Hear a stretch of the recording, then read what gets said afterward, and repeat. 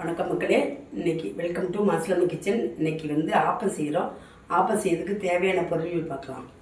இந்த டம்ளரால் 2 டம்ளர் அரிசி நைட்டே ஊற வச்சுட்டேன். பச்சரிசி 2 டம்ளரு. அதுக்கு தேவையான பொருள்கள் தேங்காய், பழைய சாதம். இந்த தேங்காய் தண்ணி வச்சுருக்கேன். இது 3ஐயும் போட்டு நைஸாக அரைச்சி வச்சு உப்பு போட்டு கரைச்சி வச்சிடலாம்.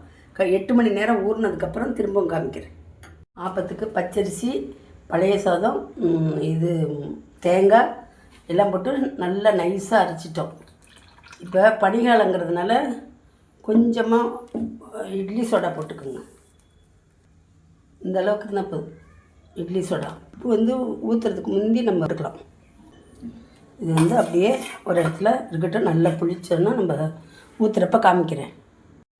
காலையில் நம்ம ஆப்பத்துக்கு மாவு போட்டு கரைச்சி வச்சோம். இப்போ பாருங்க, இந்த அளவுக்கு புளிச்சிருக்கு. நல்லாவே புளிச்சிருச்சு. நம்ம எப்பொழுதுமே ஊற்ற பருப்பு தான் சால்ட்டு போடணும். ஏன்னா பழைய சோறு இது தேங்காய் போட்டுக்கலாம், புளிச்சு இது வடிஞ்சிடும். அதனால்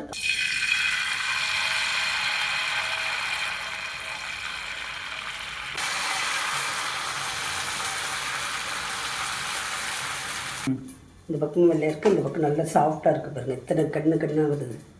இதான் பதம் ஆப்பத்துக்கு.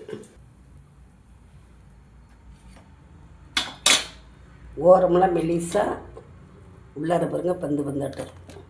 நம்ம நாட்டில் உளுந்தும் போடுவாங்க. கேரளாவிலலாம் தேங்காய், பழைய சாதம், இது பச்சரிசி இது மட்டும் பண்ணிவிட்டு உப்பு போட்டு கலந்து சுட்டு இப்படி பாருங்கள். ஆப்பம் ரெடி. இதுக்கு தேங்காய் பல்லு போட்டுக்கலாம், இல்லை எது வேணாலும் சக்கரை தொட்டு சாப்பிடலாம். உங்கள் சௌகரியப்படி செஞ்சுக்கோங்க. குருமா வச்சு போட்டு சாப்பிடலாம்.